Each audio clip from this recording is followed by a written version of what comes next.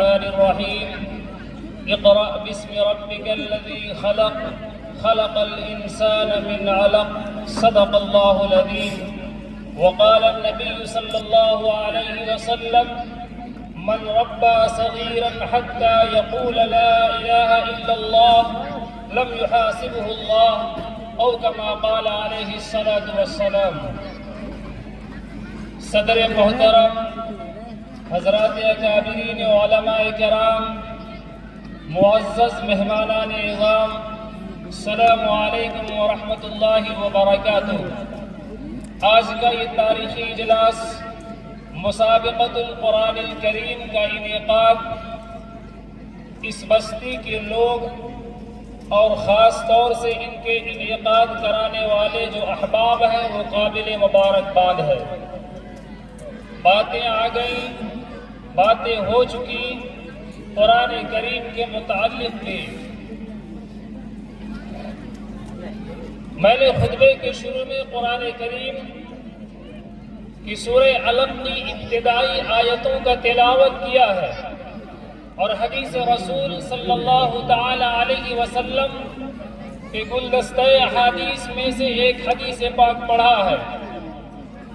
حدیث پاک کا مفہوم ہے کہ جناب نبی کریم صلی اللہ علیہ وسلم نے فرمایا، جس آدمی نے اپنے اولاد کی پرورش کی بچپنے میں اور جب وہ بات کرنے کے قابل ہو گیا، اپنی توتلاتی زبان سے جب وہ کچھ بولنے کے قابل ہوا تو دودھ پینے کی عمر میں اس کی ایسی پرورش کی گئی کہ اس نے توتلاتی زبان سے کہا لا الہ الا اللہ۔ اللہ کے نبی علیہ السلام فرماتے لم یحاسبہ اللہ، اللہ تعالیٰ قیامت کے دن اس ماں باپ سے حساب و کتاب نہیں لیں گے اور جنت میں داخل کرا دیں گے۔ یہ تعلیم ہے اسلام کی، یہ تعلیم ہے شریعت کی، یہ تعلیم ہے قرآن کریم کی، یہ مسابقۃ القرآن کریم کی تعلیم اور یہ اجلاس جو انعقاد کیا گیا ہے وہ ہمارے اور آپ کے دلوں میں قرآن کی محبت کو پیدا کرنے کی کوشش کی گئی ہے کہ ہمارے دلوں میں قرآن کی محبت کیسے پیدا ہو، ہم قرآن سے محبت کرنے والے، رسول اللہ سے محبت کرنے والے کیسے ہوں، ہمارے دلوں میں قرآن سیکھنے کی تڑپ کیسے ہو۔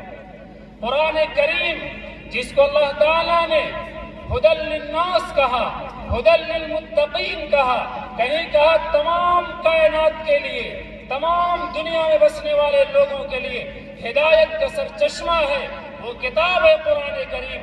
لیکن آج ہم اور آپ، ہم جیسے مسلمان قرآن کو جھاڑ پھونک کی کتاب نعوذ باللہ صرف سمجھتے ہیں۔ قرآن کریم کی تعلیم میں کیا خصوصیت ہے؟ اللہ کے نبی صلی اللہ تعالی علیہ وسلم کو جب 40 سال کی عمر مبارک میں نبی بنایا گیا، آپ صلی اللہ علیہ وسلم غار حرا میں تشریف فرماتے، سیدنا جبریل امین آتے ہیں، رسول کریم صلی اللہ علیہ وسلم پر وحی کے پہلے الفاظ خداوند قدوس نازل کرتے ہیں۔ اس زمانے میں ایسے ماحول میں نبی کریم صلی اللہ علیہ وسلم کو نبوت کا تاج پہنایا جا رہا ہے، خاتم النبیین بنایا جا رہا ہے، رسول اللہ صلی اللہ علیہ وسلم کو نبی بنایا جا رہا ہے۔ وہ عالم کیسا ہے، وہ زمانہ کیسا ہے، وہ وقت کیسا ہے۔ آپ پڑھیے مکہ المکرمہ کی وہ تاریخ، جس زمانے میں رسول اکرم صلی اللہ علیہ وسلم کو نبی نہیں بنایا گیا تھا۔ وہ تاریخ لوٹ مار کا زمانہ تھا۔ اس زمانے میں لوگ ننگے ہو کر کے خانہ کعبہ میں طواف کرنا اور طواف کے جگہ میں تلبیہ پڑھنے کے بجائے تالیاں بجانا یہ عبادت سمجھتے تھے۔ لڑکیوں کو زندہ دفن کر دینا یہ باعث اجر و ثواب سمجھا جاتا تھا۔ بات میں خاندان کے خاندان جنگوں میں ابھر پڑتی تھی اور کتنے سال تک جنگ معاذ کی تاریخ آپ پڑھیے، 40 سال تک، 100 سال تک جنگیں ہوتی رہی۔ ان تمام برائیوں کے باوجود قرآن کریم کی پہلی آیت جب نازل ہوتی ہے اس میں اللہ تعالیٰ نے جناب رسول اللہ صلی اللہ علیہ وسلم کو یہ نہیں کہا کہ کہ اے نبی کریم صلی اللہ علیہ وسلم آپ لوگوں کو کہیے کہ چوری سے رک جائے، اے نبی آپ کہیے زناکاری سے رک جائے، اے نبی آپ کہیے رشوت سے رک جائے۔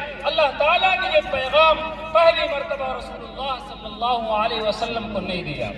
کیا پیغام تھا؟ وہ پیغام تھا اے نبی کریم صلی اللہ علیہ وسلم اقرأ باسم ربک الذی خلق۔ اس میں پڑھنے کی تاکید کی گئی، پڑھنے کی تعلیم دی گئی، اس میں ہمارے لیے سبق ہے۔ مسابقۃ القرآن کریم کا پیغام اس میں چھپا ہوا ہے کہ اگر قرآن کو پڑھیں گے، قرآن کو سمجھیں گے، علم سے اپنے دلوں کو منور کریں گے تو خود بخود دوسری برائیوں سے ہم اور آپ دور ہو جائیں گے۔ وہ سماج، وہ معاشرہ جہاں نبی کریم صلی اللہ علیہ وسلم کی بعثت ہوئی، اخرجت للناس جہاں کہا گیا کنتم خیر امت اخرجت للناس، کہ تم بہترین امت ہو، تم لوگوں کی نفع رسانی کے لیے نکالے گئے ہو۔ کہاں سے نکالے گئے ہو؟ اسی معاشرے سے جس معاشرے میں شراب کو حلال سمجھا جاتا تھا، اسی معاشرے سے جہاں رشوت، چوری، زناکاری کو کوئی گناہ تصور نہیں کیا جاتا تھا۔ اللہ تعالیٰ نے اسی معاشرے میں چھپے ہوئے لوگوں کو پیدا کیا، چھپے ہوئے لوگوں کو نکالا۔ اخرجت کسی چیز کو نکالنا، اور اسی اخرجت میں سیدنا ابوبکر صدیق رضی اللہ تعالیٰ عنہ کی ذات گرامی ہے، اسی اخرجت للناس میں عمر فاروق رضی اللہ عنہ کی ذات گرامی ہے، علی مرتضیٰ کی ذات گرامی ہے، عثمان غنی کی ذات گرامی ہے، حضرات صحابہ کرام رضوان اللہ علیہم اجمعین کی مقدس ذات گرامی ہے۔ اللہ تعالیٰ نے وہیں سے نکالا، لیکن پیغام پہلی مرتبہ اللہ کے رسول پر جب نبوت کی پہلی کڑی، پہلی آیت نازل ہو رہی تھی تو کیا دی گئی؟ اس میں یہ کہا گیا، پڑھنے کا حکم دیا گیا۔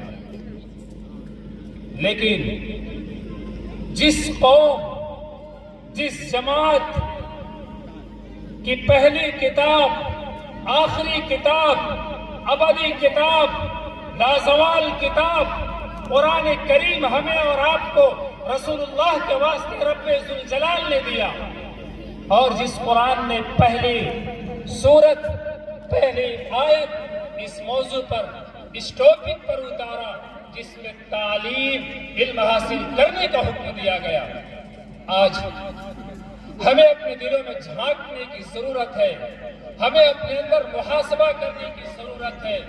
وہ سماج، وہ قوم، وہ معاشرہ دنیا میں سب سے جاہل ہے۔